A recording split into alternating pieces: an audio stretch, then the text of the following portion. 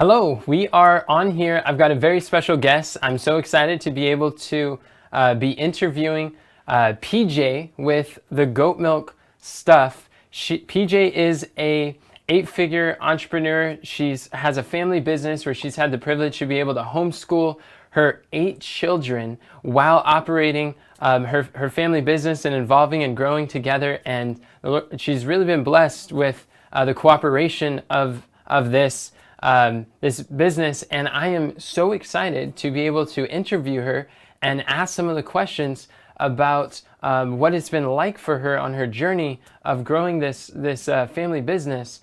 And so we have PJ on the line. I'm excited to be here. Thanks so much for having me.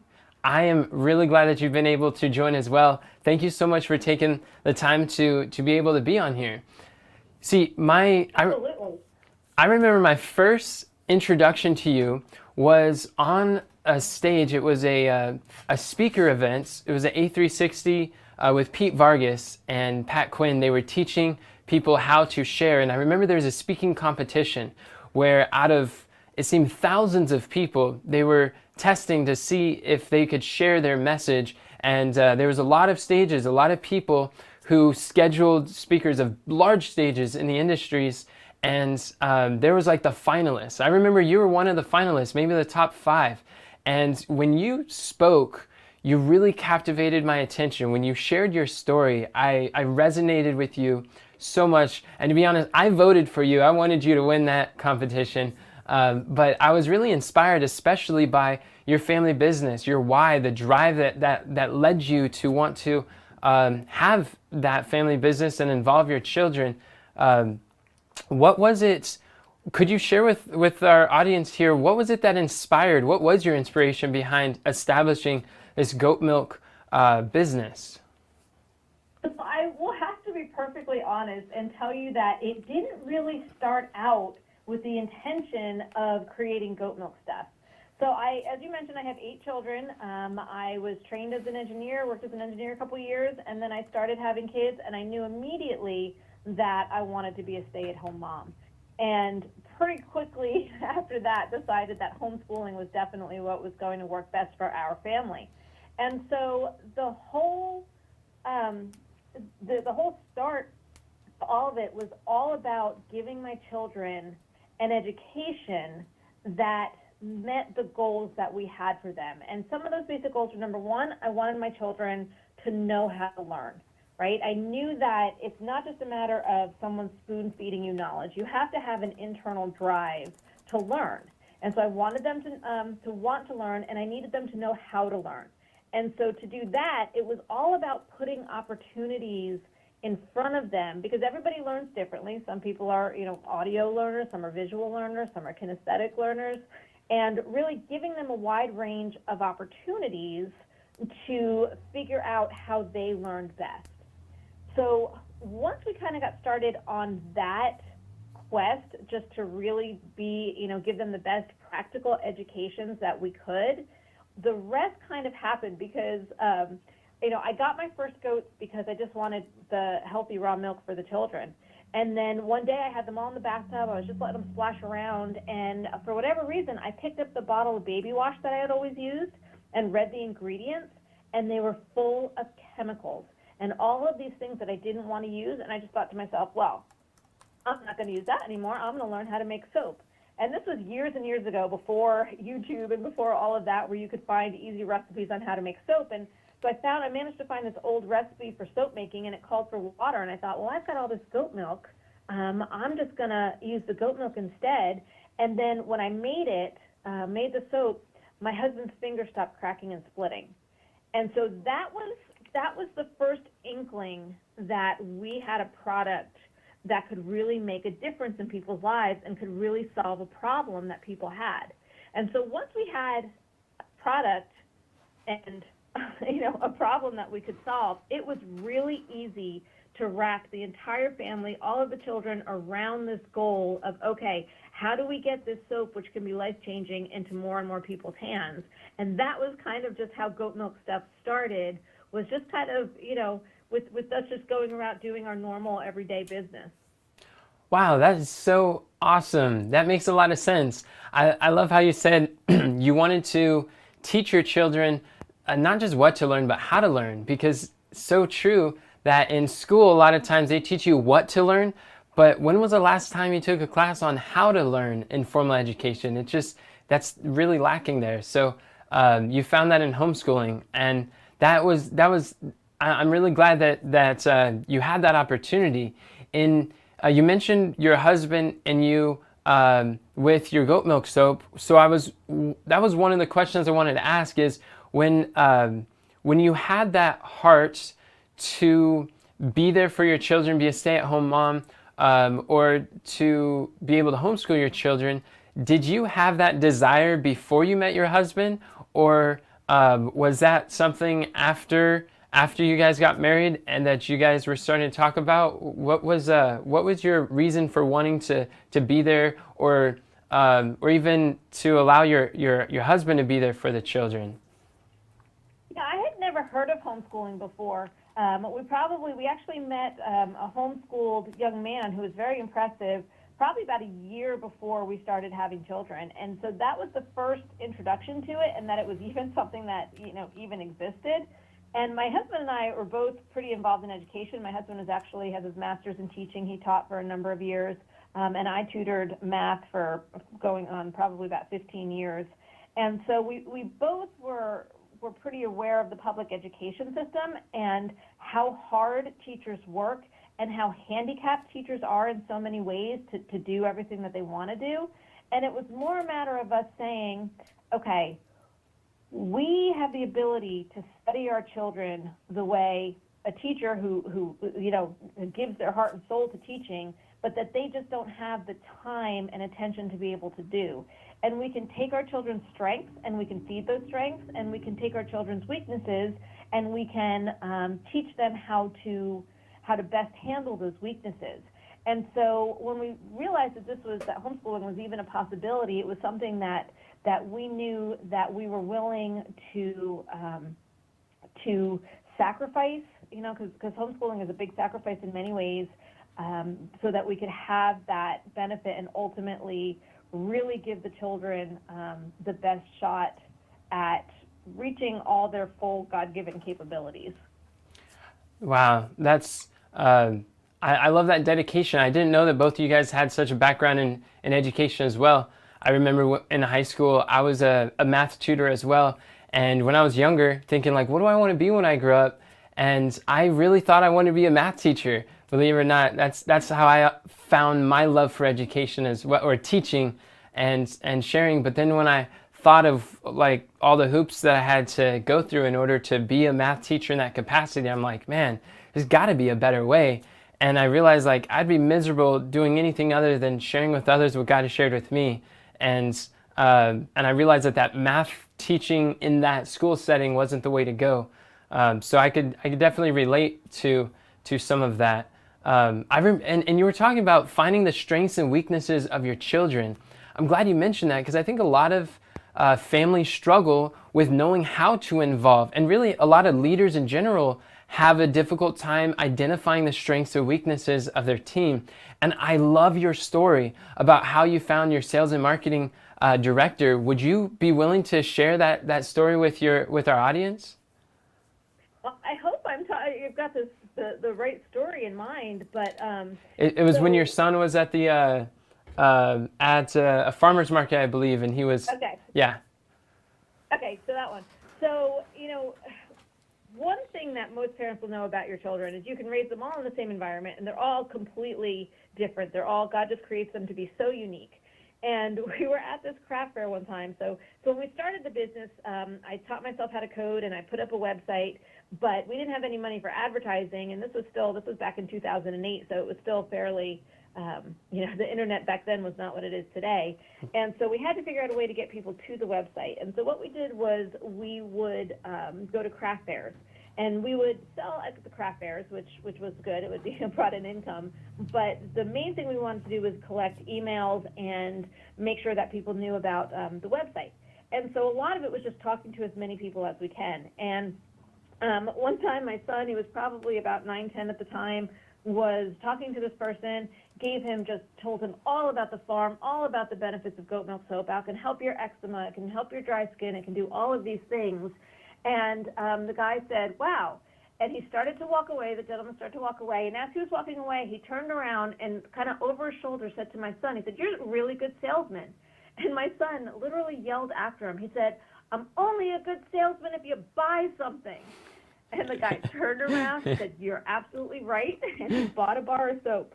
And, you know, that just really illustrated to us. Now, we had never really taught the children sales techniques, right? That wasn't something that we did. We just, you know, went out, we would say, we would, you know, maybe coach them, say, "Would you like a free sample?" That kind of thing. But all the rest of it, they just kind of figured out on their by themselves. And it became very easy as we watched the children and what roles they fell into to know where God had destined them to be and what their strengths were. And so that son, his name is Emery, he does all of our photography, all our videography. If you watch our YouTube channel at Goat Milk Stuff, you'll see him on the videos a lot and on Facebook, and he's just really a big people person. That is so cool. I love that story. And when you said that the first time, I was like, that is so true. And that's like those children, when they're that age, it's just the innocence and the sweetness. Like they could say things that really like speak to people's hearts. And I guess I kind of resonate with it too, because I started selling candy bars when I was 10 years old, door to door, and around that same age too. That's really, I love how you saw that and you're like, you know, I want to give him opportunities to work in that capacity and discerning people's gifts and their talents in that capacity. That is so powerful. Go ahead. I would say one of the best things that parents can do for their children is to introduce them to sales in some way, because for the rest of their lives, your children are going to have to sell something, whether it's themselves for a job interview, whether it's a product, whether it's, you know, if they become entrepreneurs and need to sell and pitch their business to other people. Being comfortable talking to strangers and being able to have that confidence to speak to them, look them in the eye, tell them the benefits, and then not take it personally if the person says no, because for so many teens and young people, they don't know how to handle the word no. And so by being involved with sales in any capacity and learning to not take the word no personally can get them so much further in life. I completely agree with you. And it's like Proverbs, the richest and wisest man that ever lived, King Solomon, he said that if we have something that could be a blessing to others, then we have a moral obligation to sell it to as many people as we can, as fast as we can. In Proverbs 11:26, the scripture says, he that withholdeth the corn, the people shall curse him, but blessing shall be upon the head of him that selleth it. Not just give it away, but is selling. Because we see that like selling is a good idea, because selling is a God idea. And I totally agree with, I was blessed with my mom when I was younger. It didn't really dawn on me until I was like in my late teens. And I was like, Mom, it seems like people would talk about these nursery rhymes and these stories, and I didn't really know what they were, and I didn't grow up hearing those as bedtime stories. But instead, my mom would be like breaking down some like marketing ad and explaining why they like price things the way that they do, and I'm like, Mom, that is such a weird thing to teach your children. Why did you do that to me? And she's like, why not my sister? Why not her? And it's like you said, the different children, same environment, same parents, but different interests. And my mom's answer was simply, well, you were interested in it and your sister wasn't. I was like, wow. And now I really make it a point to teach my family about sales principles, because you're absolutely right. Like communication and persuasion is one of the greatest gifts that God has given to us, that we can do the greatest blessing to others. And selling is service. It's helping, it's serving people. And being able to persuade is so important. Very well said. So what advice could you give to families who may be struggling to discern the gifts of or talents of their family members, and giving them a position in the family firm, so to speak, that would be the best role? Because I think a lot of times there's a lot of idle children, there's a lot of busy parents, and sometimes they are not sure how to involve or where to involve them. What have you found to be helpful in your journey in positioning your children for their best natural fit? So one of the things I always tell parents is that you have to get out of your head that work is a punishment, right? Work is not a punishment. Work is a gift. And teaching your kids from a young age how to work is something that will bless them. And so a lot of parents think that, oh, well, you did something wrong, now you have to work and do this as a punishment. And it's not that. It's got to be something that is exciting, that they have a reason to do. I mean, we paid our children from the very beginning. Now, from the very beginning, we weren't making much money, and it was not it was not a lot of money, but it was something, because you want to teach them that their time is valuable and that they have control over how their time is spent and the value that they get for that time. And so they can choose, right? Or my kids could when they were little. Did they want free time? Did they want to, go out and run around and play? Or, did you want to do work? And not always. I mean, sometimes it's like, go out and play. I want to think that they never got that. But if they can choose that. And as you asked earlier about how you know your children, you have to study them, right? You have to study your kids. You have to look at them. You have to see what they do, see how they behave, see where they thrive.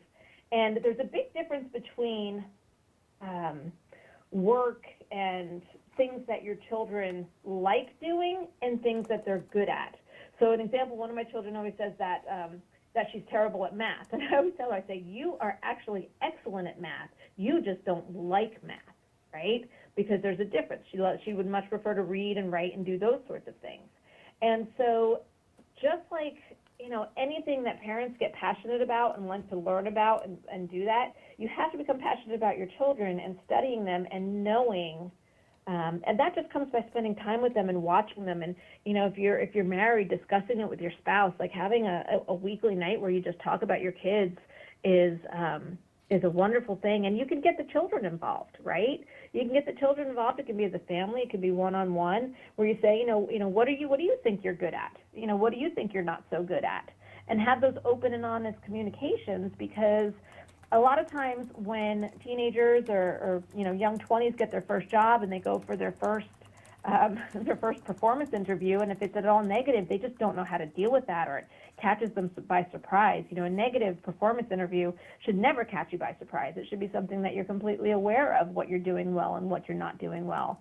So opening up that communication where it just becomes a natural part of life for you to study your children and for your children to be self-aware enough to understand and study themselves is, again, just a really important life skill to have. Wow, this is really good. I'm taking notes on some of the things that you're sharing. I love how you said, just gather your children together, the members of the family, and say, what do you think you're good at? Where are the interests? I like to say that you have an ability and affinity towards, because we're at the intersect of our abilities and our affinities, the things we love, that's where we're going to find our purpose and where we fit best. That's really good. I like that. Yeah. And I totally agree too. I think society places a lot of emphasis on playing with your kids, but and playing with your kids is like you got to be careful and give them a lot of that time to play and give them all that time to do that. But it's not that parents are going back to the children's world. Children are growing up and they're coming into our parents' world.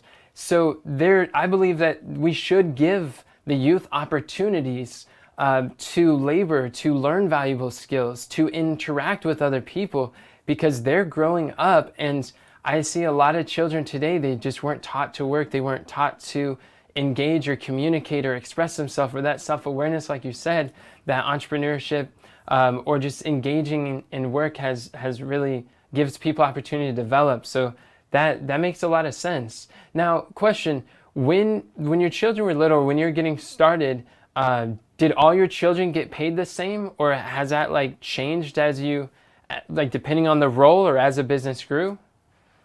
Yeah, so this is fun. So the children got paid based on the value they added to the company.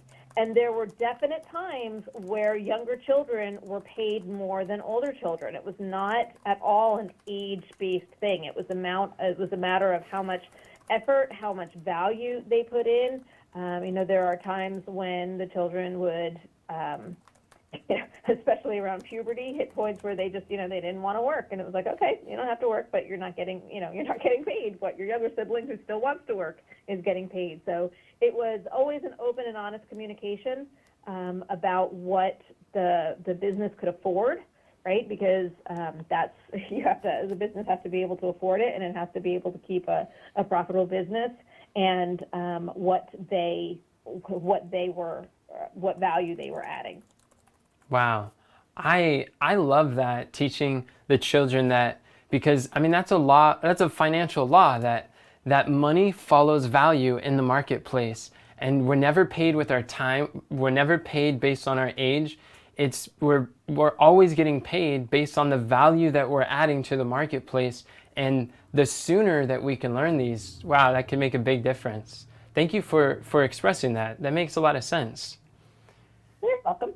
So I remember one of the first times, probably was the first time I saw a family business working together. It's probably like 17, and I was at this, I guess it was like a evangelistic event, and I have a background in ministry, and while I was there, I remember the evangelist was speaking.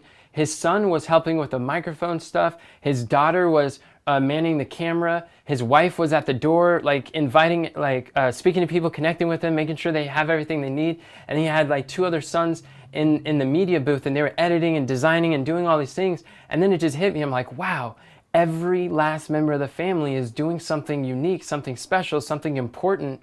And when I saw how functional and how professional and how well done, operated they were, it inspired me. And it was at that moment that I realized, when I grow up, my family is going to work together, and I'm going to have a family business that we can collaborate together. How have you found that having a family business has involved your children or allowed you guys to grow stronger through the process? And now that some of your children are older, do you guys still work together, or their spouses, are they involved as well? How does that work? Yeah, so right now all the children are still working for the business. I've always said that, goat milk stuff is here for the family. If there is something that they ever want to do different, we would totally support them and help them to do something different. It's not something that just because we have goat milk stuff and everybody else is doing it means that they have to do it. So there's no sense of obligation, or that they have to do it, or mom and dad will be heartbroken if they leave. There's none of that. But they see what they have and what they can do in goat milk stuff that they would have a really hard time finding anywhere else. I mean, it's kind of funny because we'll be working and we'll have a new employee come in, and the new employee will kind of react one of two ways. When you have a 12-year-old who knows more about the business than you do, can do more of the business that you can do, and there's a lot of pride that comes from the children in a good way for a job well done. My oldest is married, and her husband works with our business. My next son is engaged, and his fiance is probably not going to work with the business. So it's not something that everybody has to do, but it's here if they want to. And what's nice is the children have opportunities in the business that they wouldn't have at their age elsewhere, and they have a freedom and a flexibility that they wouldn't necessarily have elsewhere. For example, I don't know if you're familiar with the ministry Samaritan's Purse. Well, the boys just went down last year and were able to take a week off work and help rebuild from one of the hurricanes down in Texas with Samaritan's Purse. And that's not something that they could have easily done elsewhere. It was kind of a last-minute thing, and they were just able to take off and go and help. And so there's a lot of flexibility, and I think the children see that, and I think they realize that if they were to go and do something else, it kind of wouldn't have that flexibility, which they really enjoy, and they enjoy just the pride of ownership in saying that this is something that we have built together. Because there's a lot of ways to have a strong family. I don't want to at all say that you can only have a strong family with a family business, because that's not at all true. But there is a strength that comes from a family business and working together through good times, through difficult times, through pandemics, through, all of these other issues that strengthens the family in a very unique way. Yeah, I've definitely seen that with families who have businesses and involved everyone from the beginning. That's something that always appealed to me is when I see families working together. I think there's like another pandemic of families that are torn apart, families that could be surrounded by each other but still feel lonely, even in the same four walls, and they're so disconnected. And then it's like children, they're just like, I can't wait to get out of the house, and like away from my parents, or the parents are like, I can't wait till you turn 18, I'm going to kick you out. Or just like these different parents and children sometimes, and siblings, they don't want to talk to each other. And it breaks my heart to realize like that's not how God intended a family to be. Like if families have the opportunity to be like a representative of heaven, or like a very well-ordered, loving, cheerful family is, I think, one of the most valuable witnesses that we can have in a community, an example of what's possible. And I find a lot of times when there are businesses that the family involves children with, and like you're saying, is it the only way? No. But I see it's such a powerful and effective way for people who want to choose that. And it is very inspiring to see. Yeah, and we should mention that it doesn't have to be a full-time everything. I mean, it can just be a side hustle that everybody works on together, on some weekends, some evenings. It doesn't have to be like you have to quit your jobs and, and start a full-time business. Yeah, that is very true. And in today's economy, what could start as a part-time work could turn into a full-time income. And those side hustles that's how really, we started. That's awesome. And it reminds me of Jacob. Jacob in Genesis, he was working for Laban, but he was talking to Laban. He's like, hey, I need to think about my family. I have child now. I mean, I have parents, and I have a spouse and families I got to provide. So I need to be working on my business. But Laban's like, he knew his business is blessed because Jacob was there.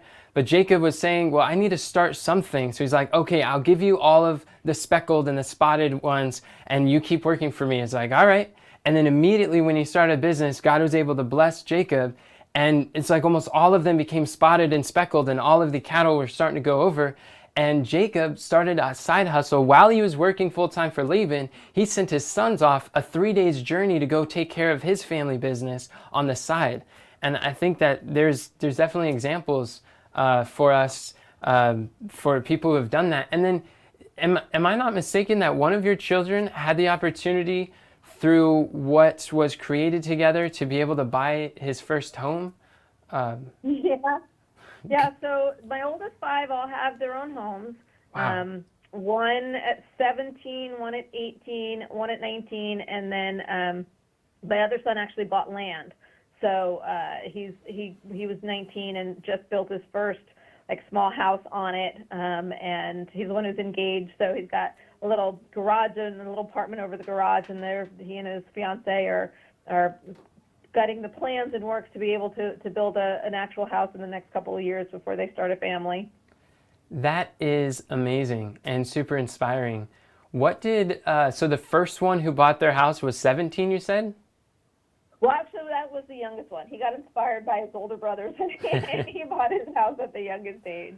Oh, wow. So, but yeah, no, they're all within 3 miles of the farm, which is a wonderful distance because it allows them to go home and be separated from it at night, but they're close enough that they don't have a big, long commute. They're all in the same neighborhood, so they can, they'll go and help each other out and stuff. And, it's just really nice to see them. They were able, because of the business, they were able to put together a down payment. They had great credit histories, were able to get mortgages, and are just starting. They have a really good understanding of finances and what it means, and what building equity means, and appreciating versus depreciating assets, and how to save for retirement, and all of those things that you may understand, but they are actually putting it into practice. So we're very proud of all of them. That's really awesome. I could see how you'd be super happy for your children. And again, an example of what's possible, which is one of the reasons I wanted to get you on this call, because I love your guys' story. I love what you guys do. And I know that there's people listening who want to go in that direction or are in that direction. They're in full speed ahead and they're just looking for guidance, for direction on how they could be able to do something similar. What would you say is one of the most valuable ways that you have taught your children the value, or not just the value of finances, but I guess financial literacy, just general education of how money works? What have you found to be one of the most practical ways to teach that as a family? So giving your children a salary, and I take that above and beyond an allowance. That's a whole separate discussion about allowances and such, but a salary where it's significant amount of money, where they can actually start to save for retirement, and putting them in charge of balancing their savings account, watching that. So at one point in time, I went out and bought poster board, like these big sheets of poster board, and I have the children all, and they could do it however they wanted, but they created graphs to track their retirement funds on these big, huge pieces of poster board. And, we would have conversations about it, and it's really, the older ones get really mad at the younger ones, but the younger siblings are always teasing them because they have more time for their retirement funds to compound, since we started the retirement accounts at the same time, and, and just how, how much more money they're going to have because of compounding is in their favor, and all fun. That sort of stuff. And just really, I'm a big believer in exposing the children to all the finances of the family, right? We don't hide those. When the children would start getting a salary, well, when we would go on vacation, the children pay for their own vacation. And so it's a matter of, we have a big family meeting, well, where are we going to go? How much do we want to spend? Do we want to fly? If we fly, it's going to cost this much. If we drive, it's only going to cost this much. Are we going to rent a house? If so, how big of a house? And they all get to participate. And, fortunately, my kids are all, they like to save money. So I don't have a lot of big lavish spenders. So we come to agreement pretty easily on that. And then when I talked about their house, I didn't mention that when they turn 18, they start paying rent at our house, which, is involved in their decision for when to buy a house and when to keep renting from mom and dad. And so just opening all of those talking points. We had, yesterday, we had a meeting about our balance sheet for the business. And we sat down and we went through the balance sheet, which they've seen before. We've done that many times over the years, but it's something that as they grow older, the same balance sheet that they've seen, they see new things. It's kind of like reading the scriptures. You can read through the Bible and, and you find something new each time. Well, it's the same thing with the finances. They're like, okay, we've been looking at this for years. Well, I just realized, where that asset actually comes from and where it is and how it impacts the profit and loss. And so it's this ongoing conversations where your lifestyle and how your lifestyle impacts frugality and impacts your net worth and impacts your retirement possibilities, and what you're willing to sacrifice now to be able to have more freedom in retirement, and all of those conversations, which don't happen, it's not a one family meeting over dinner. It's ongoing over years, and having different ages and people at different stages in life, because the ones who don't live here are still participating in these conversations, really impacts everybody. Because it's not, when they were younger, it was mostly what mom and dad said, but now it's their older siblings as much talking to the younger siblings about how it's impacting them now that they actually have. It's really funny when they first came out and they first got their first heating bill, their first electric bill, and who turned their heater down, their thermostat down to 56 degrees at night to save money on heating, and kind of that real world stuff that really affects them now. Wow, that is amazing. I'm really glad I asked, and I really appreciate you sharing that your process of how you educated the children in those practical terms. It makes a lot of sense. And having those family meetings where you're open about the finances and how that works. It's interesting you said that, because we just had a family meeting last night where we broke down because it's the beginning of the year, and we're like, what events do we want to attend? What events do you want to attend that you want to be a part of? And how many products are you going to have to sell in order to be able to buy some of those things? And I think that's very I think that's very interesting. I remember not long ago, about a month ago, we gathered together some church members that were interested in increasing their financial education, and we were playing this game called Cash Flow Classic by Robert Kiyosaki. Are you familiar with that game? Oh yeah, we had that many years. Well, we still have it, but we played it many, many years ago. Yeah, when it first came out, I got it within like the first couple weeks of it coming out. Wow, that is so cool. And we were using that to educate ourselves about how to read a financial statement, like you were saying, profit and loss and assets, and there's a lot of learning curve or a lot of terminology that is new. And I remember inviting some of the children, where the children were like, "Yeah, this is exciting. We're going to play a game," and then we're explaining what it was, and they're like, "Oh, well, why do I have like?" I wanted something for the kids. We're only 14 or we're 11, or it's like, that's not for us. And then just in my heart, I'm like, it's especially when you're younger is the best time to learn.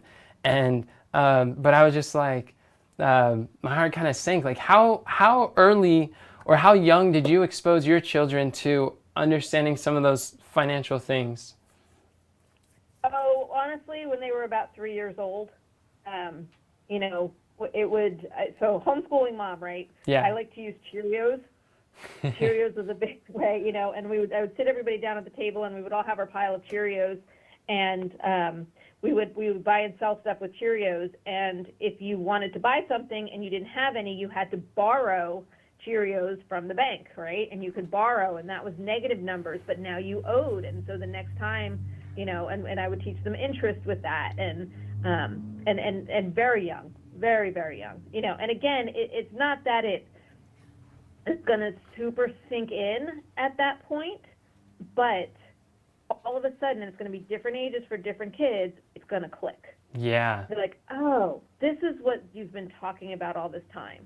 You know, I'll give you an example. So one of my sons was just, he's fine, but he was driving to work, and somebody hit him and totaled his car. And he had a wonderful car, great value, very, very low mileage, and he had to get a new one because they totaled it. Well, he went to, I think the insurance company offered him under $4,000 the first time, and he went back and forth with the insurance company, ended up getting over $7,000 for it. So he talked them into almost double what their first time they were willing to give him.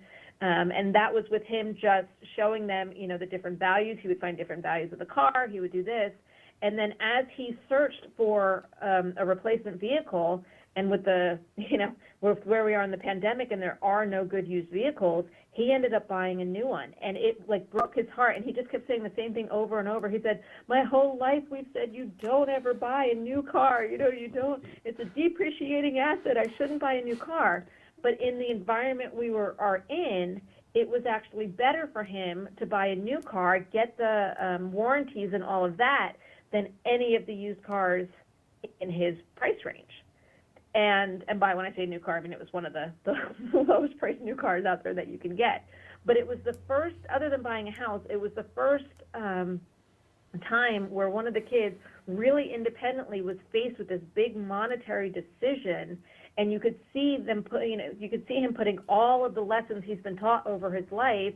And even though he said don't ever buy a brand new car, saying, okay, but now that I have all of the data, all of the information, all of everything I can find, this is actually the best decision for me to make right now. Wow, that makes a lot of sense. I could see those Cheerios IOU lessons when he was 3 really coming into practice. And that's like, I say that these are valuable life skills that unfortunately so many grow up just not knowing. And I love to hear your process of how you went about training your family and involving them in some of these things. That's inspiring. I appreciate that.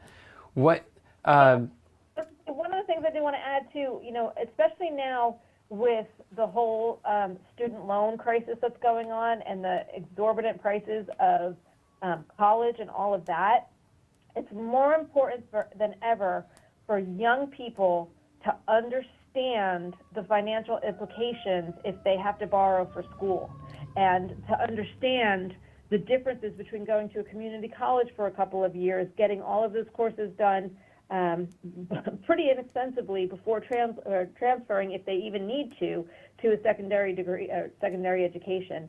And those decisions that they make at the age of 18, for most of them, is going to impact their lives for years, if not decades. And they need to have that financial literacy to be able to understand the commitment they are making with student loans. That is a really good point. I have often said that I think it is unrealistic and unreasonable to expect that an 18-year-old, without the education of financial literacy, to make such a large investment of $60,000, $100,000 on the onset of their life to set them up when they don't know their calling, they don't know their direction, as when many of them are not very clear on who they are yet and where they're going. And unless they were homeschooled, they have more of that exposure. But it's like, I think that could be a very huge decision that people sign on the dotted lines, and to amass this debt that is it's a really rough way to start your life. So I love that you brought up that point, to start the education when they're young, so that when they're faced with those decisions, they can make educated decisions regarding the finances, because whether you know it or not, even if we're like ignorant in these decisions, we still live with the consequences of our decisions regardless. So it's in our best interest to educate. Yep, I couldn't agree more. That's really good. So talk to me about some of your failures. What was one of your biggest failures that you made in running your family business, and what was the lesson that you learned from it? Probably one of the biggest failures we've done is expanding too quickly and thinking that we were going to be able to hire employees to help with the workload. We have had a very, very difficult time finding enough quality employees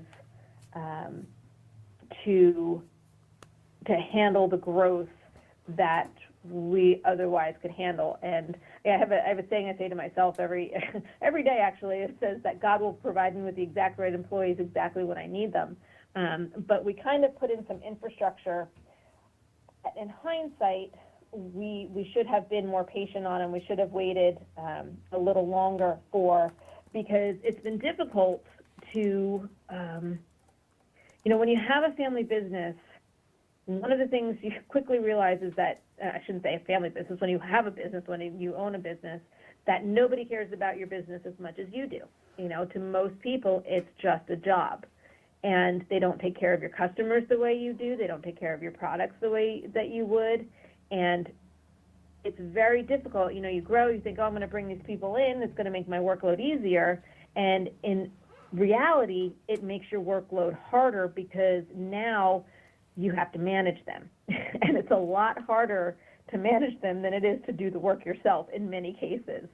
And so so that was one big mistake. The other big mistake we made, which I found this one very interesting, was I thought that as the children grew up and grew older, they would do more work.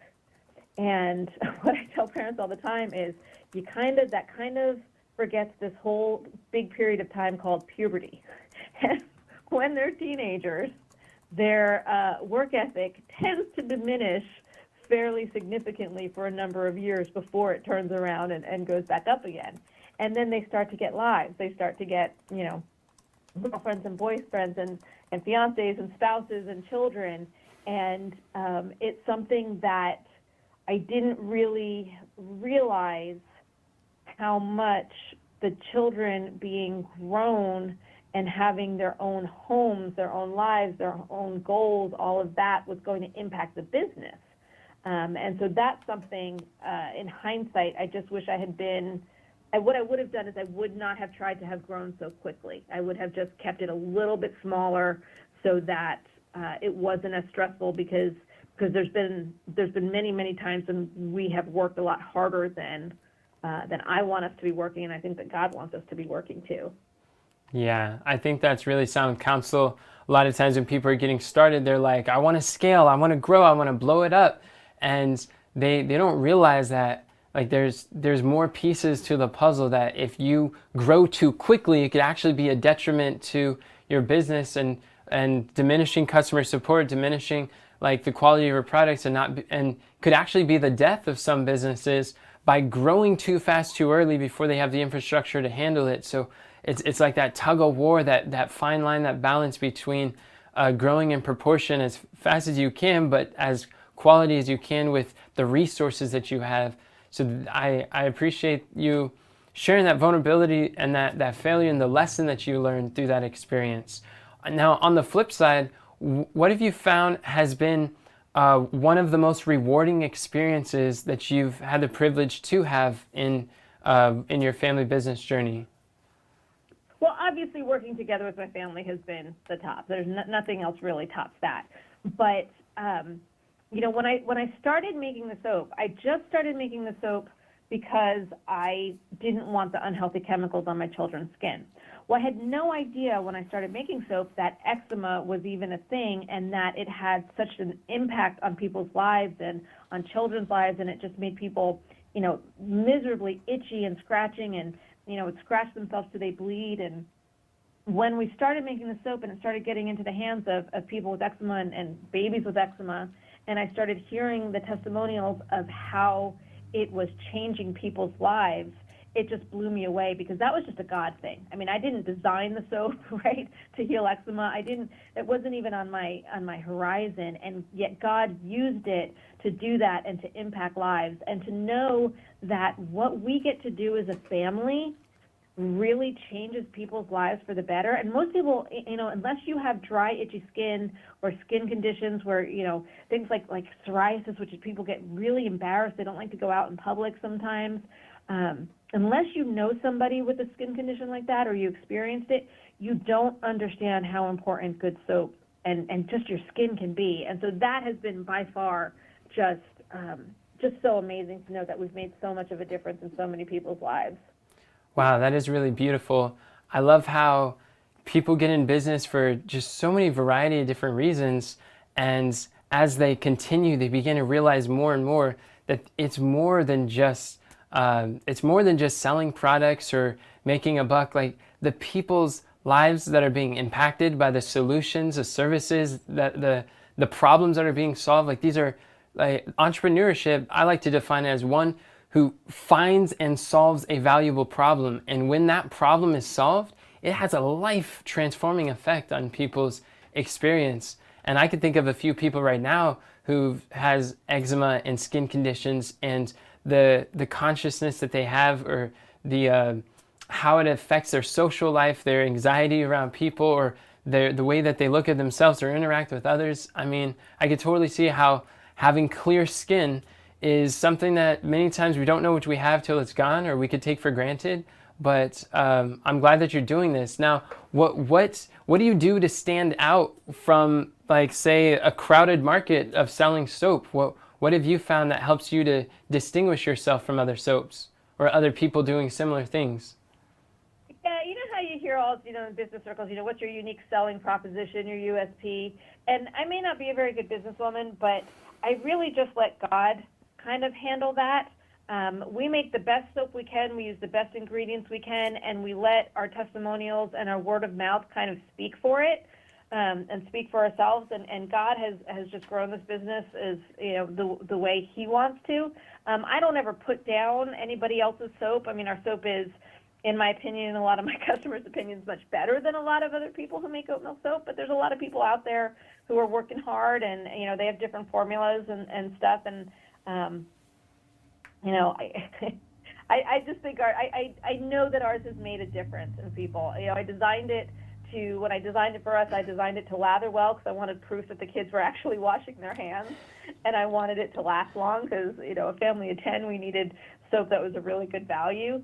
And then God really took care of it just making a massive difference on people's skin and in their lives. So we just really focus on that and how we make it, and that it's a family business. There's a lot of people out there who do things like use powdered goat milk, or they buy milk from other people and stuff like that, and we don't really think that's very authentic. We raise the goats. We know the milk is healthy. We take it fresh. We don't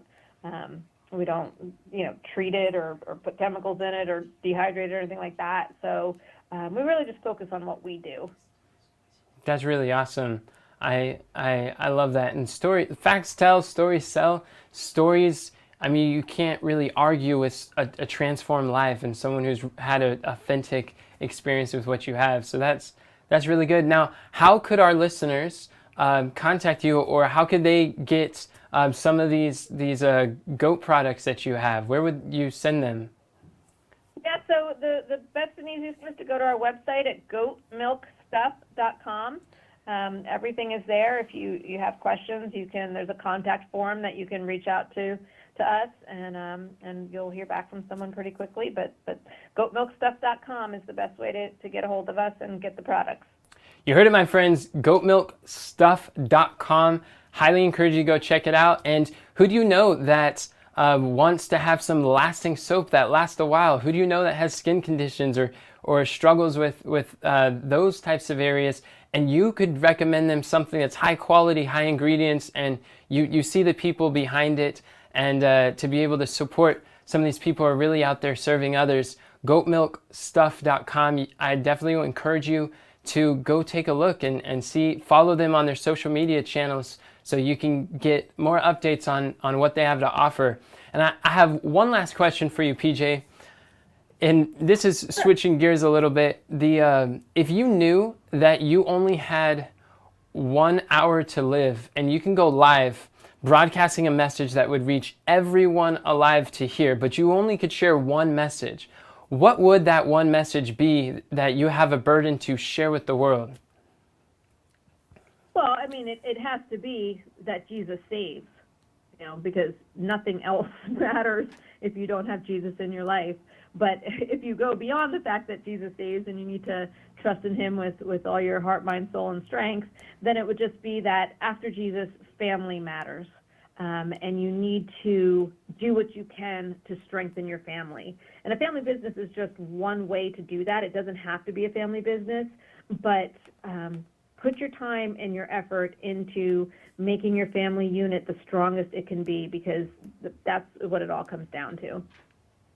That's wonderful. Thank you so much, PJ. I really appreciate your time and coming on here and answering some questions. This was extremely valuable, super insightful. And I, again, am inspired by what you do. And I love that you guys exist and you're showing up every day. Thank you for hopping on and serving our audience here as well. Oh, thank you so much for the opportunity. I really appreciate it. Is there any last things that you want to say before we get going? No, I just think it's wonderful that your listeners are listening and want to improve themselves and get closer to Jesus and really make a difference in their lives, because it's all about growing and becoming, being more intentional about how we spend our days. Absolutely. I totally agree. Thank you again for being here. I really appreciate it. And remember, friends, that God doesn't call the qualified, he qualifies the called. Till next time, God bless everybody.